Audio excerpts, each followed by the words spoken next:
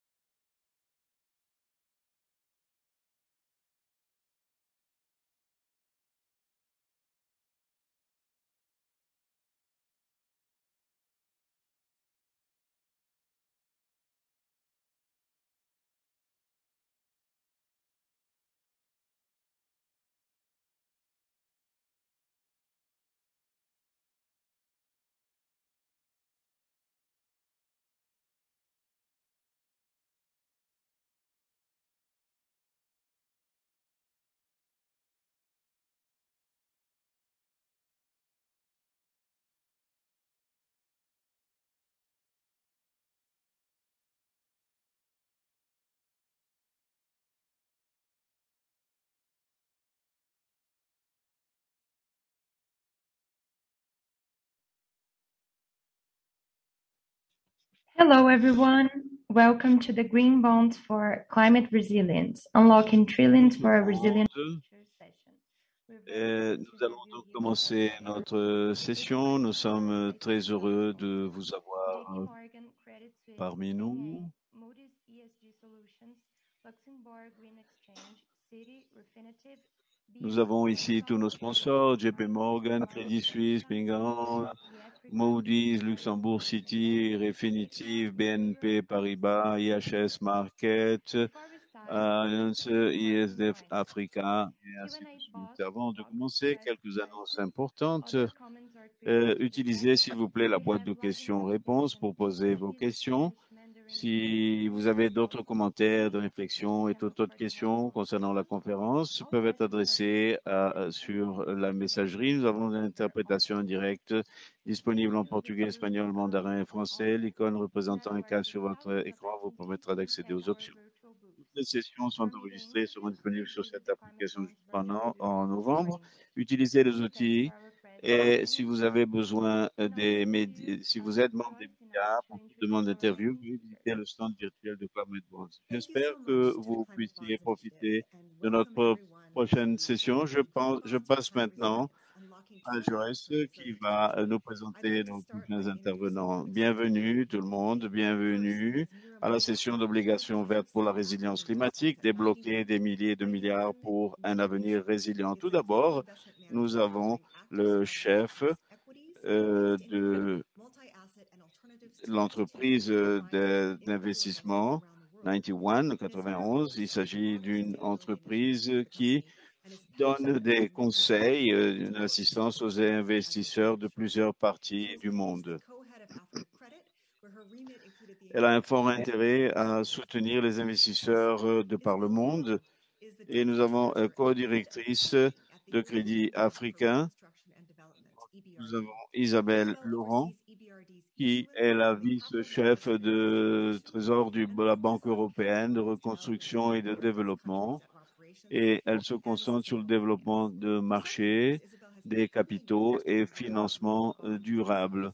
Il y a très longtemps, Isabelle pour le développement des principes de titres verts en tant que membre de son comité exécutif et en tant que partie du groupe d'impact. Nous avons ensuite Maria Tapia, qui est directrice de Global Center on Adaptation, GCA, une nouvelle organisation internationale qui se concentre sur la définition de l'agenda et des recherches et de créer des informations au sujet de la recherche et de l'innovation.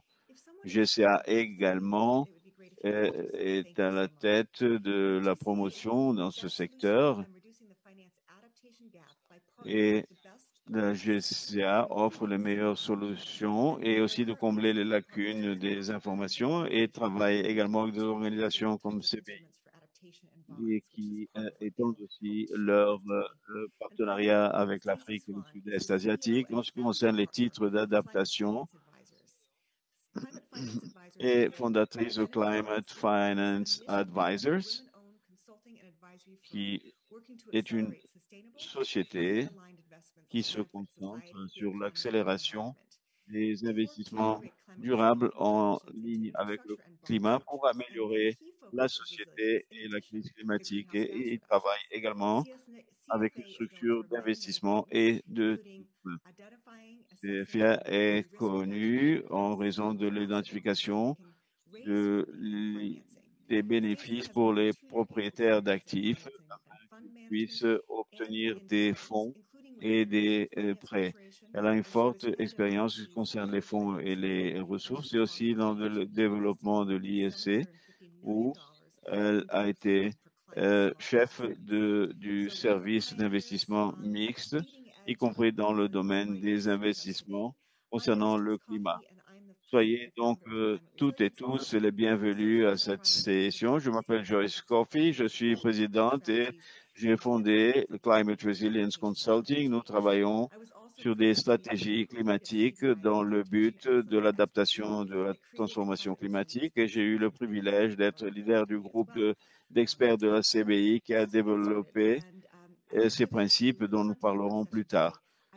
Pour commencer, je souhaite vous rappeler que nous sommes très intéressés à entendre vos commentaires sur la messagerie ainsi que vos questions et nos collègues dans les coulisses vont suivre cette messagerie et vont nous passer ces questions.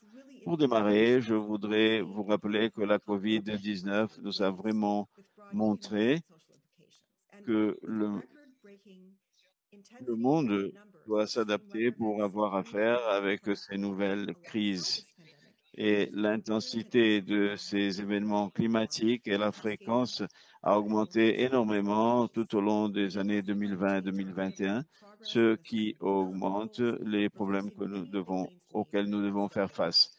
Beaucoup d'activités ont été réalisées dans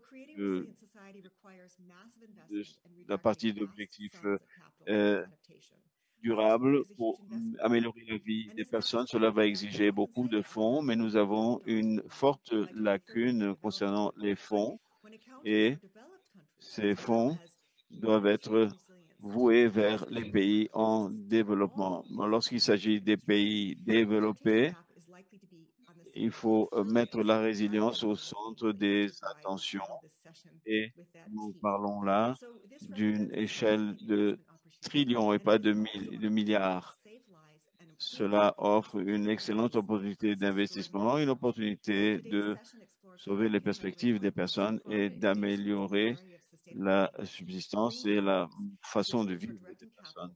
Cela présente beaucoup d'opportunités dans le domaine de sous-financement durable et les titres sont un outil. J'ai le plaisir d'être avec ces leaders extraordinaires. Je voudrais commencer par une question pour toutes. Je voudrais savoir ce que vous pensez qu'est le déclencheur majeur pour augmenter la résilience climatique, à votre avis. Maria, vous voudriez peut-être prendre la parole? Oui, bien sûr. Merci beaucoup, Joyce, et merci aussi de CBI de l'invitation qui m'a été faite. Je voudrais donc commencer par vous dire ce qu'est vraiment l'écart et comment nous devons nous engager avec le secteur privé. Mon opinion est que les investissements mondiaux en matière d'adaptation et à une augmentation de 22 milliards à 30 milliards. La mauvaise nouvelle, que ce n'est pas suffisant et vous avez montré les chiffres de 300 millions. Et nous devons donc augmenter cela pour pouvoir centaines de milliards à l'horizon 2030 et surtout le secteur privé doit participer davantage.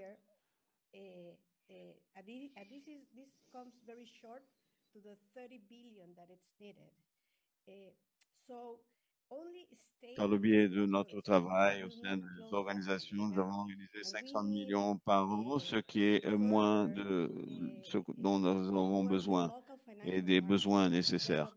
Nous devons promouvoir et travailler davantage vis-à-vis des marchés financiers du monde entier, notamment les marchés en développement, de sorte à permettre que ces fonds nationaux soient voués vers l'adaptation et la résilience. D'autres bonnes nouvelles, c'est qu'il y a une demande de la part des investisseurs vis-à-vis de ces titres thématiques. Et nous avons vu une forte croissance de ces titres thématiques pour l'utilisation de ressources. La plupart étaient du point de vue social, mais nous ne sommes pas ici pour parler de titres sociaux, nous sommes ici pour parler de titres de résilience. Donc, je vous donne tout simplement un exemple sur un rapport que nous allons partager prochainement par le biais d'un lien qui a été réalisé en partenariat avec la CBI. Sur ce rapport-là, nous pouvons voir que ces faits font partie de ce rapport. À partir des titres verts qui existent, 16% intègrent déjà l'adaptation et la résilience, surtout dans le domaine des ressources hydriques et de l'utilisation de l'eau. Et nous avons déjà ces activités intégrées dans les titres verts. 79% de ces émissions proviennent de marchés développés et seulement 6% des marchés émergents. En ce qui concerne les émetteurs, 12% de ces titres ont été émis par des gouvernements locaux et souverains, 16% par des banques en développement. Il est important d'avoir à l'esprit que ces banques, EBRD a été la première institution à émettre un titre entièrement de résilience. Et pour répondre à votre question particulière concernant l'échelle, il ne s'agit pas tout simplement d'un élément, mais comment augmenter cela. Lorsqu'on parle de résilience climatique, nous devons penser à des priorités. Nous avons 3 priorités. La première concerne augmenter le dynamisme et l'élan. Et la plupart de la coopération internationale se concentre sur les engagements, augmenter l'allocation de financement climatique vis-à-vis de l'adaptation. Je dirais que 50% de l'allocation des financements climatiques ont été voués vers l'adaptation et nous avons des accords avec entre plusieurs gouvernements qui mettent à la disposition beaucoup de fonds pour l'adaptation. Nous travaillons avec des banques de développement d'Afrique. Nous travaillons avec eux dans un programme de 25 millions d'accélération de l'adaptation et nous avons profité de cette collaboration internationale de façon très sage pour nous bénéficier de l'assistance technique pour structurer les titres et de faire une publicité, de diffuser ces investissements. Et nous devons travailler de façon plus profonde au sujet des métriques de diffusion et des rapports pour que les investisseurs puissent comprendre dans quoi ils investissent et ils pourront dire oui, c'est bien ça, ici nous avons les métriques, cela a un rapport à ce que je veux faire. Nous devons travailler plutôt en échelle et utiliser de plus en plus l'aspect international pour appuyer les gouvernements et de travailler davantage sur établir des objectifs obligatoires dans les pays. Ce n'est pas seulement un élément, nous avons beaucoup d'éléments à développer et tout au long de cette table ronde, nous pourrons débattre beaucoup et aussi donner une priorité à chacune de ces choses. Merci beaucoup. Je sais que vous avez beaucoup à dire à cet égard. Est-ce que vous pouvez nous parler un peu du point de vue souverain, ce que vous avez fait? Merci beaucoup, Maria, d'avoir parlé de ce que je voulais dire. Par rapport à votre question, euh, quels seraient les déclencheurs les plus importants pour accélérer ces investissements, je vous dirais qu'il y aura un fort impact très rapidement dans tout le secteur financier. Et il s'agit du fait que nous commençons à avoir des risques financiers concernant le climat. Et lorsque nous analysons et ces études rétroactives des spreads des titres, peut-être que ce n'est pas quelque chose de si important que ça, mais je me rends compte qu'on a la capacité de classer par le biais des agences de notation et des investisseurs, évaluer ces risques financiers et aussi demander plus de résilience. Et nous avons le potentiel de commencer à penser comment inciter cette résilience par le biais de l'émission d'un titre ou par le biais d'autres types de financement entrepreneurial et d'inciter cela et des choses qui sont nécessaires pour que l'on puisse atteindre le type d'adaptation et de résilience climatique que nous voulons atteindre. Et nous devons investir chaque dollar que nous avons dans ces objectifs. Nous devons quantifier aussi les risques et les capacités en matière financière et également évaluer du point de vue historique le spread des titres, cet écart. Et ce que nous savons est rétroactif, c'est par le passé. Nous devons penser au futur, à l'avenir, ce que cela voudra dire dans l'avenir. C'est intéressant parce que ça ouvre beaucoup d'horizons d'études et nous pouvons commencer à intégrer davantage à comment financer ces activités de façon plus rapide. Et je sais que nous devons analyser cela du point de vue analytique. Nous développons les technologies et les métriques, mais toute avancée est une avancée et nous avons encore beaucoup à faire et nous n'avons pas tant de temps. Et je suis très heureuse que cela va commencer à donner des informations utiles aux investisseurs. Et je pense que cela se produit.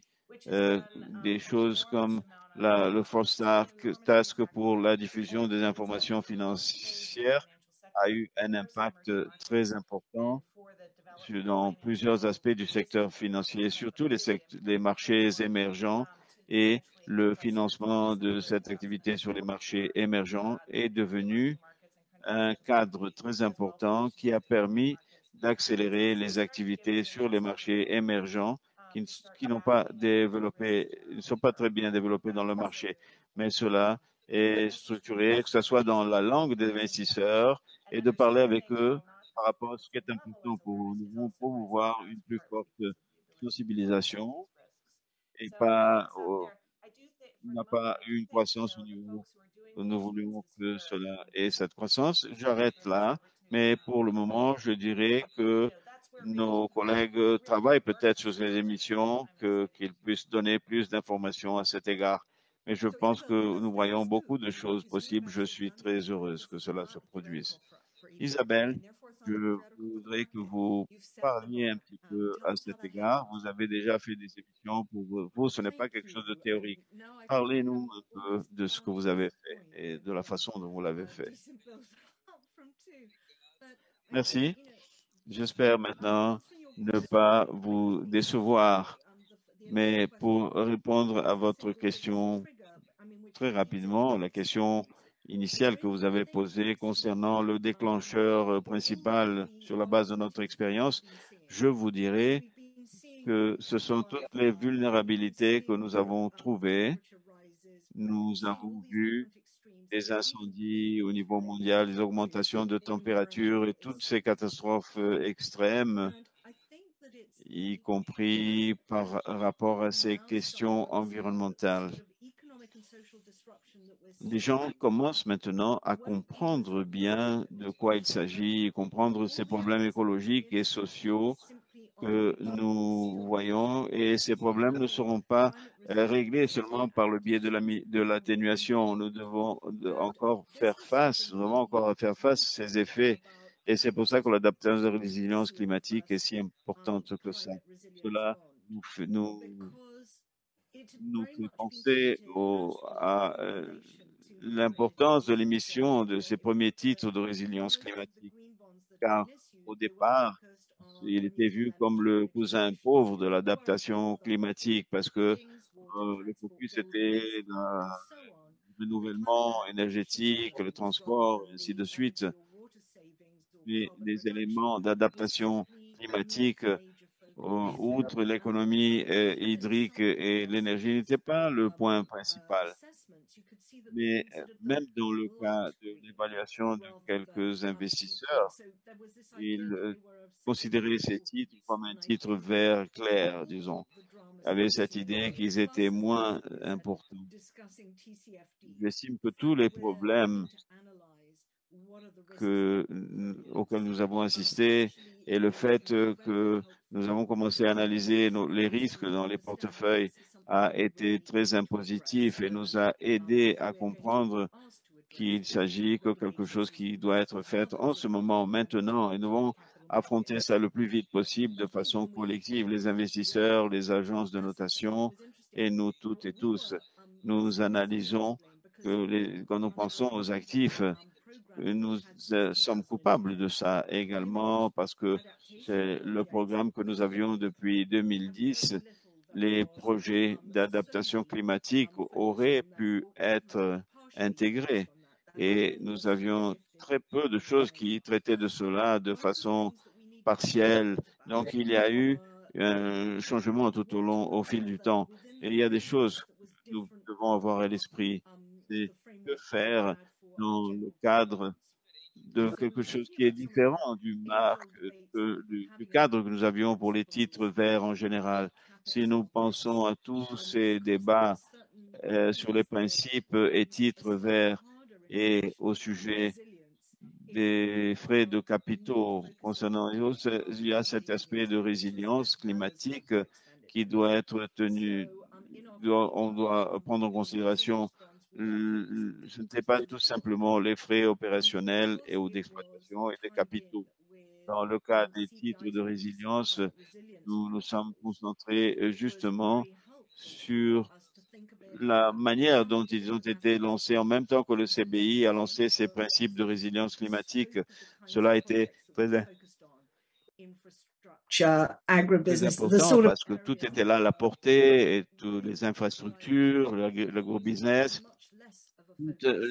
tous les domaines sur lesquels nous travaillons et qui étaient des filières très importantes qui n'étaient pas le focus des titres normaux et de toutes les opérations des industries et qui intégraient le cadre de l'atténuation climatique. Maintenant, nous commençons à penser un peu plus, c'est ce qui nous a mené à penser aux métriques.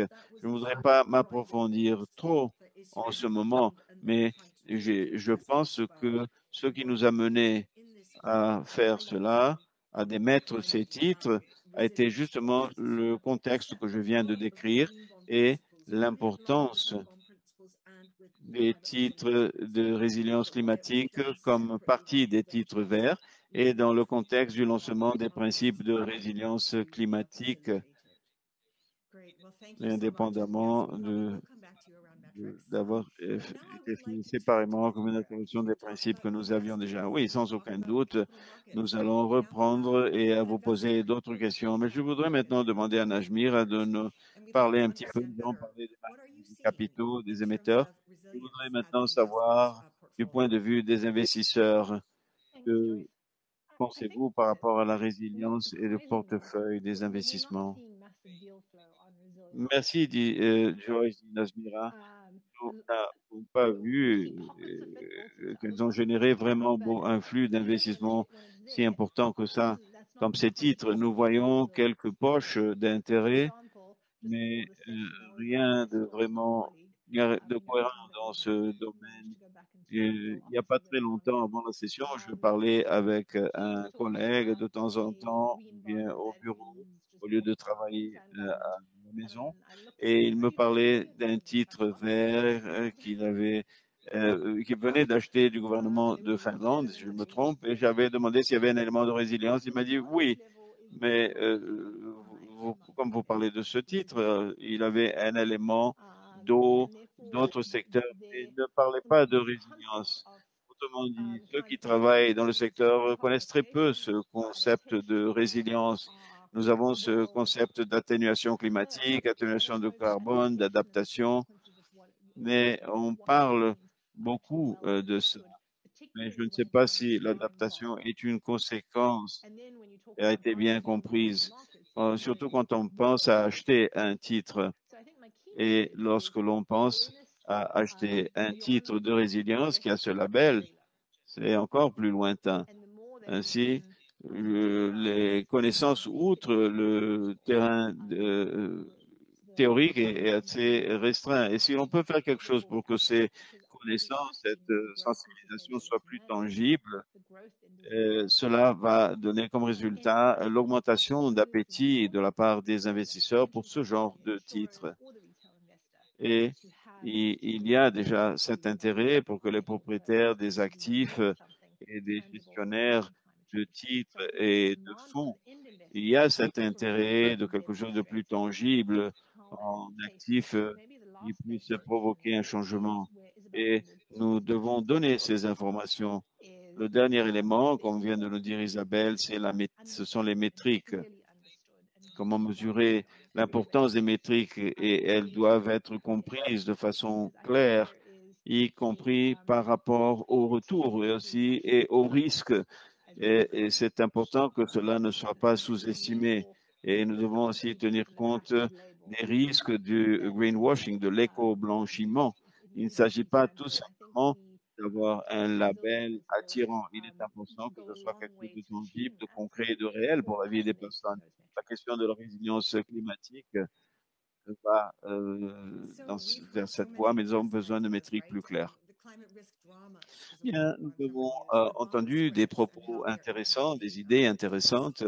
Nous avons parlé un peu des spreads, des titres et aussi ce qui pourrait être un déclencheur pour augmenter la demande TSFD et aussi les métriques. Mais nous avons aussi entendu qu'il y a une forte lacune de savoir et de connaissances. Je voudrais vous poser la question maintenant vous qui prenez des décisions et que pouvons-nous faire pour augmenter les connaissances au niveau de la résilience et quels conseils vous pourrez donner à d'autres filières?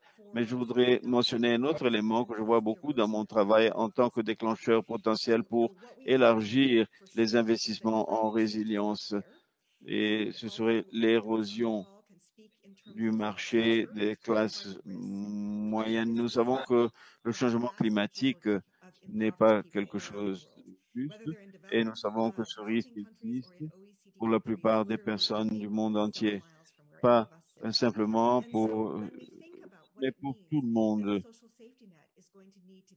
Et lorsque nous pensons à cela, cela me mène à penser que le tissu social doit être renforcé et doit être beaucoup plus robuste et que l'économie va subir des effets dominos en raison de ces impacts et que les plus démunis ne sont pas peut-être le déclencheur majeur parce qu'ils agissent en tant que déclencheur pour tout grand changement. Mais peut-être que ce serait important de considérer le besoin de fournir un genre de stabilité au marché de la classe moyenne pour que l'érosion de la classe moyenne ne devienne pas un problème et qu'ils puissent être impliqués dans cette croissance. Je voudrais reprendre le point de la connaissance. Faudrait faire beaucoup pour développer les connaissances. Stacy, si vous voulez aborder ce sujet, allez-y. Je pense que cette question de cette lacune entre la sensibilisation et les connaissances est très importante. Il y a quelques raisons concernant le pourquoi et pourquoi cette conscientisation augmente. la conscientisation augmente parce que nous commençons à voir les effets du changement climatique, que le monde développé assiste à ce genre de choses et les principaux investisseurs pensent, nous pensons au changement climatique il y a 5-6 ans comme un ajout. Et maintenant, on voit qu'il y a un développement, un souhait de la part de ces investisseurs qui recherchent des investissements plus durables SG. Et que se passe-t-il? C'est peut-être parce que nous sommes encore au jour de départ avec cette boîte d'outils, la façon d'évaluer les méthodologies, les diffusions. Ce que nous voyons, c'est qu'il y a une plus forte conscientisation parce que les personnes investissent dans des marchés émergents ou quelques autres investisseurs donnent une priorité à cette adaptation ou peut-être parce que comprennent, mais se rendent compte maintenant, c'est suffisant pour approcher à, à- à cette question où il y a des risques indépendamment des forces qui sont derrière, cela augmente et les gens sont en première phase de savoir que faire, comment nous allons définir ces éléments et c'est ce que ce monde financier, les DFI qui aident dans ce secteur financier parce qu'ils travaillent dans ce domaine déjà il y a très longtemps. Et le monde des finances et du développement est devant les investisseurs afin de découvrir de façon détaillée comment on définit la résilience, qui est un des éléments qui ont l'air d'être au départ la résilience, un actif par le biais d'un actif. Autrement dit, la communauté a besoin, les investisseurs pour acheter un titre serait quelque chose d'intéressant, mais pas forcément décisif par rapport à ce que nous recherchons. Mais c'est avoir un outil d'outils pour cette communauté de financement, de développement est vraiment très important.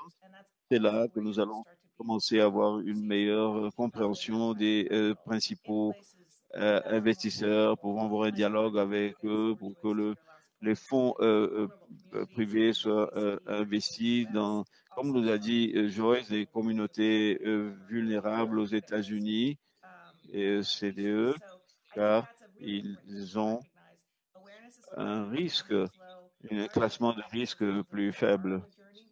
La concentration est élevée, la compréhension est faible, mais en raison de ce parcours, nous sommes au chapitre 1, peut-être au chapitre 2 du livre.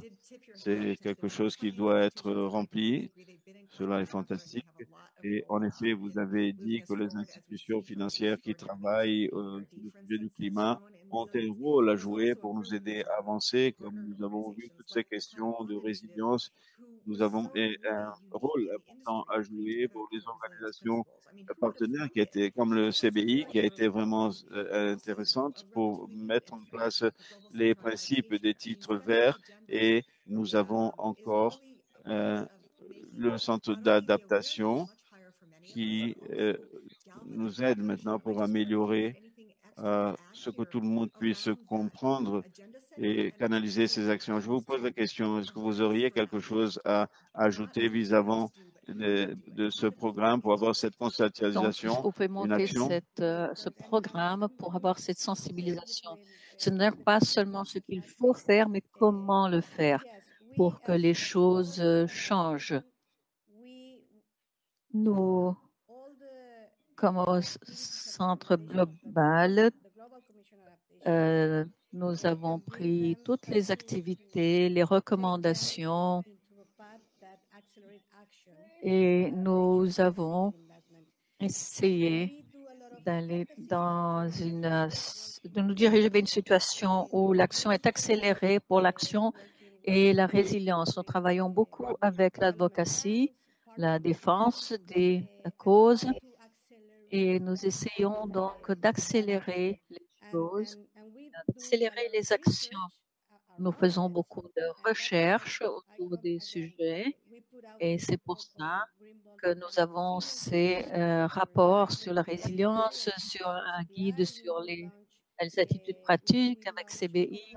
Nous avons lancé des rapports sur la finance adaptative, mais nous voulons également aider à mettre en pratique les choses. Et comme agence de solutions, c'est ce que nous faisons. Nous identifions ceux qui sont déjà en train de travailler pour le développement des solutions et nous amenons cette solution justement à ce client privé ou à ce pays qui en a besoin. Et pour cela, encore une fois, chaque acteur, chaque partie prenante dans le système financier a un rôle à jouer. Alors, nous avons les banques centrales et qui doivent agir, qui commencent à faire justement des méthodologies.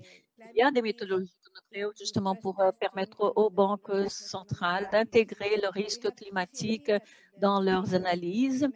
Nous avons déjà ces systèmes. Nous avons des institutions financières et des entreprises qui essaient justement d'analyser et d'évaluer les risques pour créer des opportunités.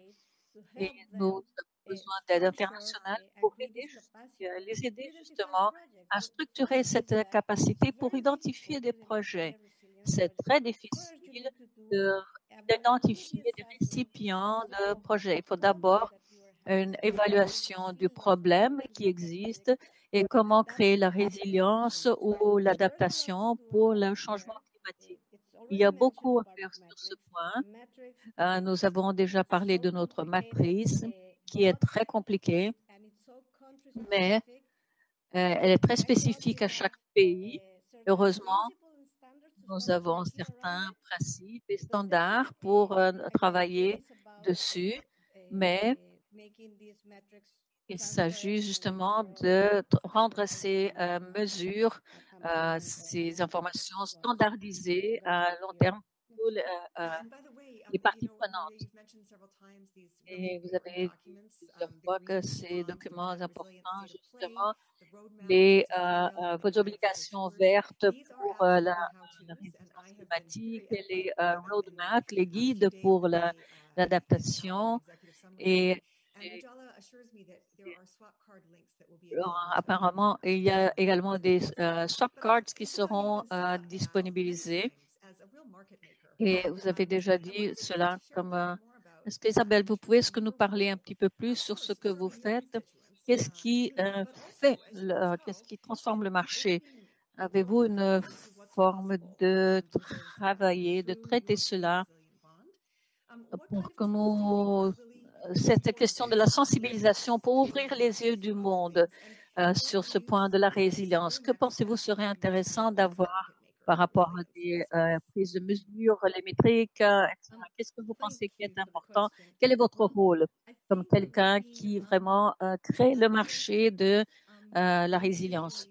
Merci beaucoup pour cette question.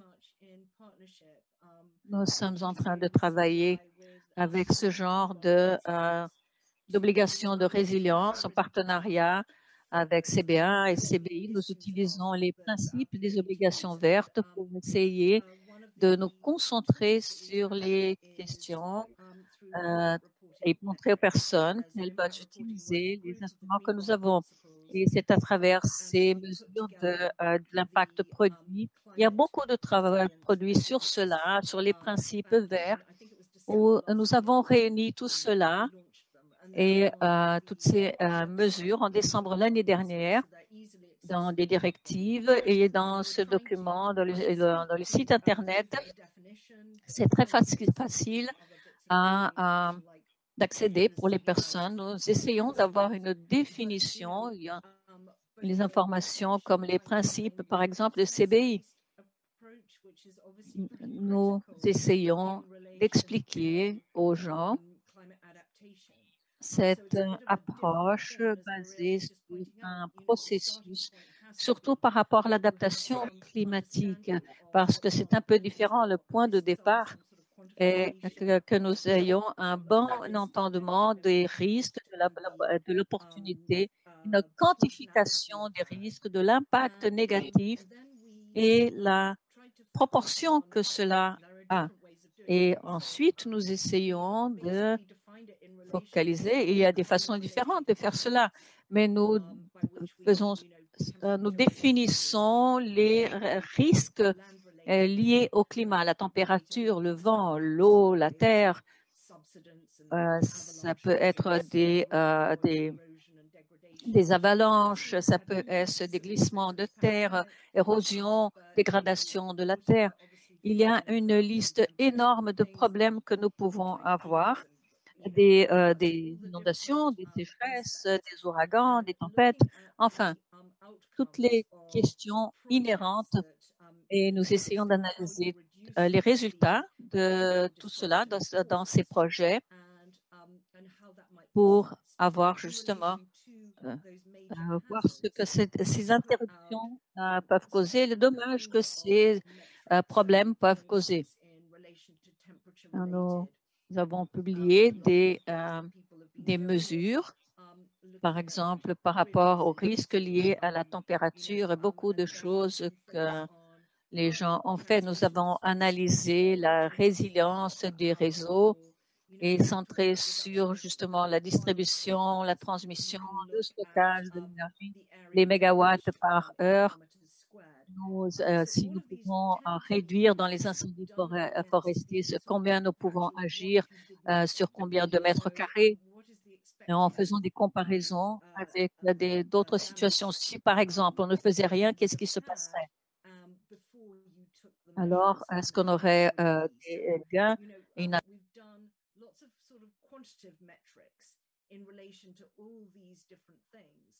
And then we've got some other metrics that actually speak, really, Joyce, to your point about the effect on people, the social aspect, the sort of damage that it's caused to individuals. So you've got, how many people have now got thermally safe conditions, or resilient energy systems, or aren't getting flood-related infections, and so on. So there are the social impact metrics as well.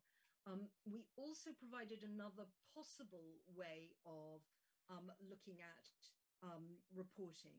So you could do it by sort of sectoral approach. So, the impact on health or the impact on infrastructure and so on, and how that may translate.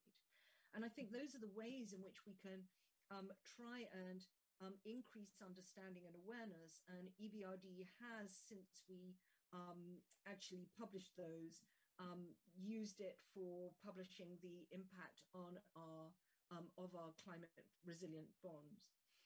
So they appear in our sustainability report, which is available from the website there.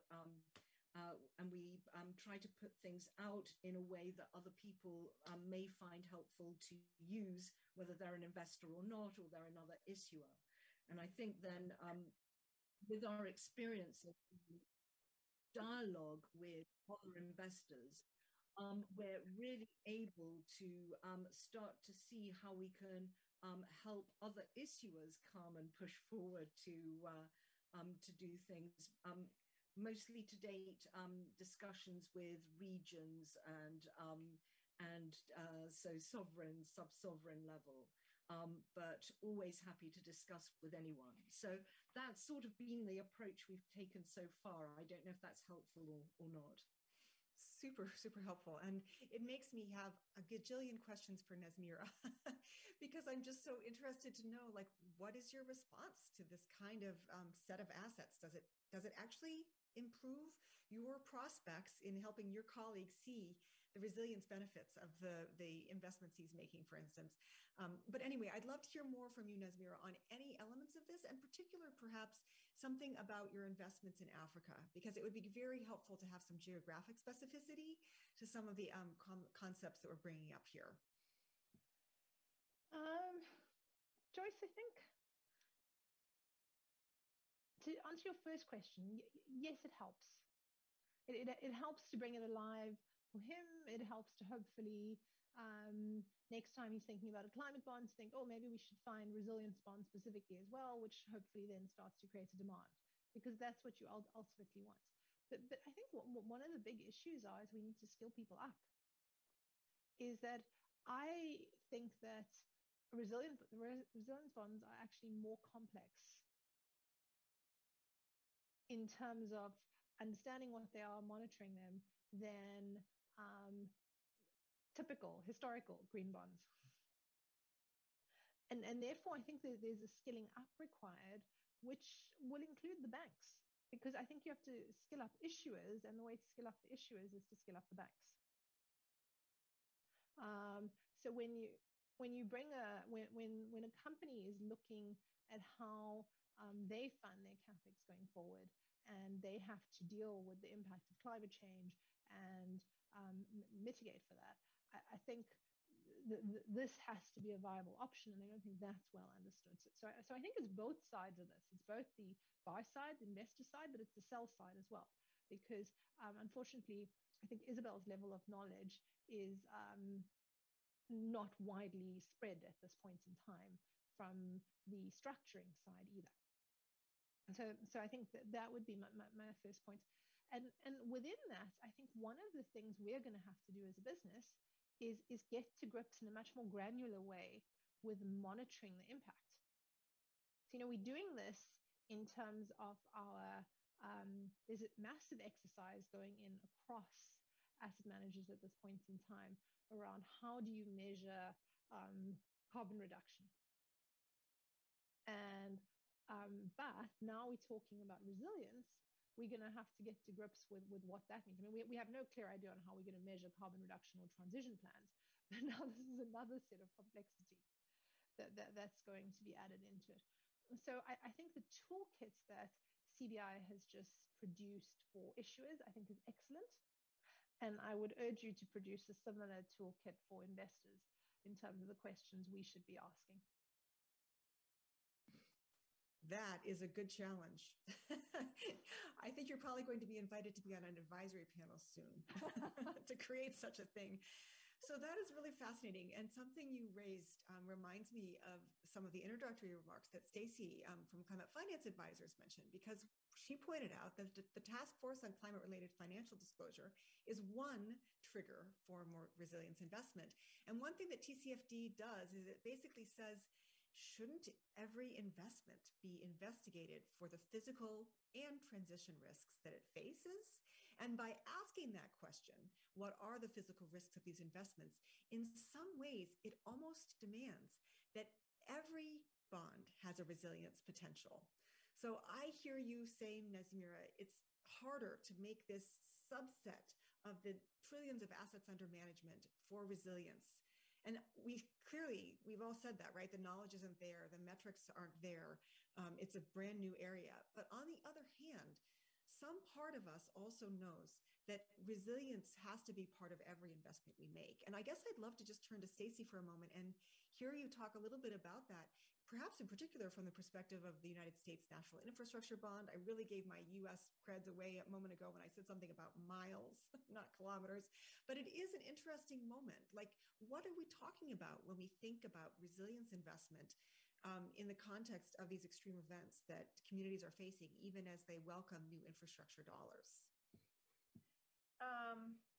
Yeah, Joyce, I guess I would say, yeah, I mean, I think that in some of the work that we're doing for clients, this, aha moment, so the awareness is there, and then they're looking for understanding, and they understand.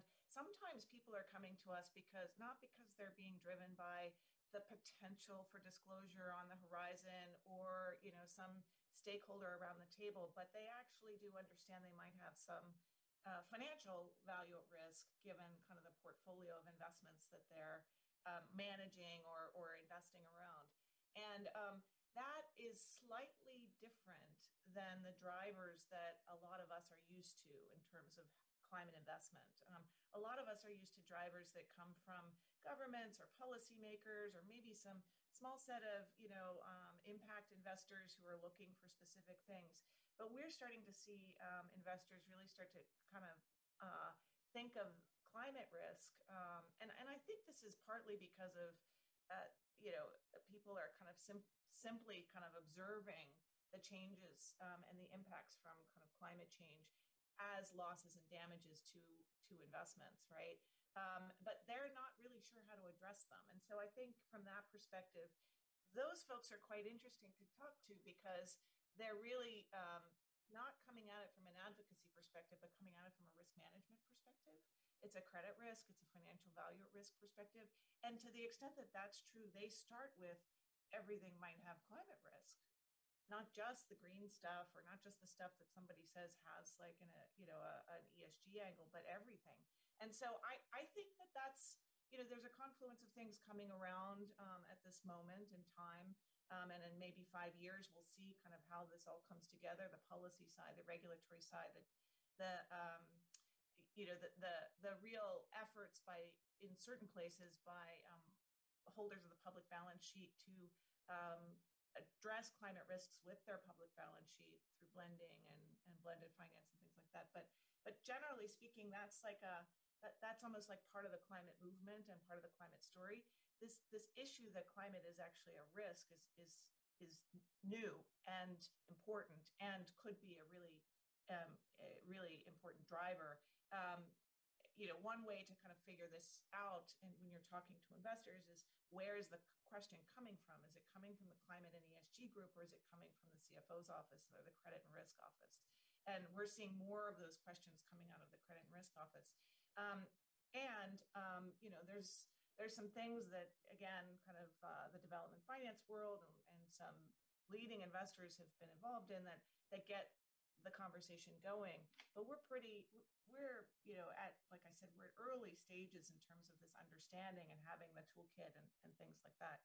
One thing I'll pick up on that Nazmeera mentioned that I think is absolutely critical, which is, we need legions and legions of people who understand this issue, and we don't have them in all places. And so, that's a really important, in addition to the kind of bridging the gap between awareness and understanding, having the tools to be able to define resilience, to manage climate risk, because we're not going to get rid of it.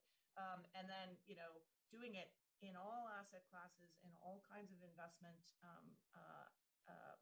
investor houses, banks, all types of issuers. That's a lot of work, and that's a lot of people to train up and get them kind of focused on this. And that's a really big point. And Nazmeera made it in her last comments. I think it's important to reiterate. Stacy, may I jump to one of your points, because you nail it when you say now it's being considered by the by the risk departments.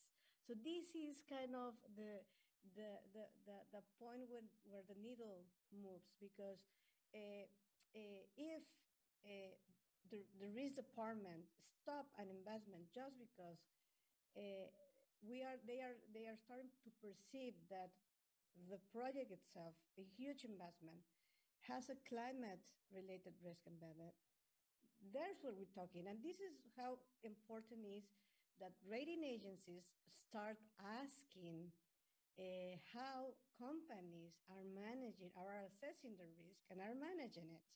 It is so important also, for example, the work that the IMF is putting out there on the surveillance and the policy recommendation they will put out on their surveillance report in countries on how exposure is a country to physical and transition climate risk.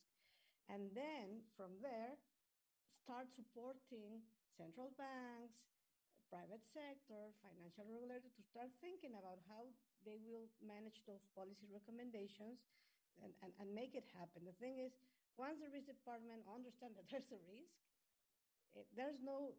that risk creates an opportunity, a business opportunity. You change the way you lend, basically. And I think this is the trigger. So this is so interesting because, Nazmeera, you pointed out a few things that we actually have some requirements around some of these triggers that we're talking about today, but there also are some places in the world that make this decision-making particularly hard. Would you like to just table some of that for us? And by the way, we've gotten some fantastic questions from the audience. And many of you have answered a lot of these questions, but I am going to be coming back to the question of modeling and how we can help to overcome a real barrier that exists in the marketplace, especially for developing countries, in terms of limitations on modeling that help them to really understand what the data suggests for resilience. And I think that the island nations are a particular context for that. But Nesmira, do you have some suggestions around this concept of where we turn for the directive for resilience investment? Well, I think I just wanted to go back to Stacey's point, Joyce, which was how this affects all investments. So I think for a lot of people listening to this, they'll be living under SFDR. And SFDR, which came into play in March this year, the minimum requirement for funds that are widely distributed in Europe is Article 6 funds, and that requires investors to consider and price the externalities, the governance, the social and the environmental externalities. And I think that is still a work in progress. The obvious environmental risks are priced, and now this discussion around resilience is what forces us to think further ahead and down the pathways of what could happen. So I think you're right, Stacey. It has to be mainstream because that's what the legislation in Europe is already guiding towards. On the island nations, so I had a really interesting conversation with the finance minister of a small island nation recently, who's desperately trying to deal with rising sea levels. And if we think about the sharp end of the wedge for resilience investments, I think if you're a small island nation, that has to be it. And as we think through whether these investments can ensure the viability of the island long term, and if the answer is yes, then how is that funded? I think if we think through the next 10 years, that is something resilience bonds have a massive role to play in. Great. Another really important bar has been set here for all of us to invest in that. And I guess I would like to turn, we have 5 minutes left, and there is one specific question I think that Isabel, you could help us with, if you would be so kind. And this relates to the capacity that I just mentioned that is lacking from many countries, but especially the lower income countries and least developed countries, to help structure their climate resilience projects based on potentially huge gaps in data and modeling.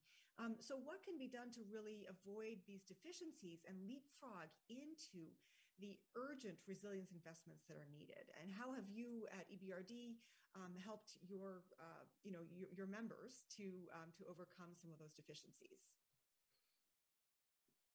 Well, I think that a lot of the discussion has been about some of the analyses that we're starting to see, partly in relation to TCFD and TCFD reporting. So for our geographies, we've already started working with others, which means inevitably also with our clients, on what are the prime vulnerabilities in particular geographies that we need to be addressing. And that's what we're reporting for the generality of the portfolio, but obviously it becomes very important when you're referencing a specific investment. So, thinking about an investment in a water-stressed area and what needs to be done in relation to that particular investment in order to ensure that it's not vulnerable to current or future changes. So, I think it's interesting that, for instance, when people say, well, we're starting to focus on Paris alignment in everything we do, I mean, Paris alignment's not just the temperature goal, it's also about the resilience and adaptation aspect.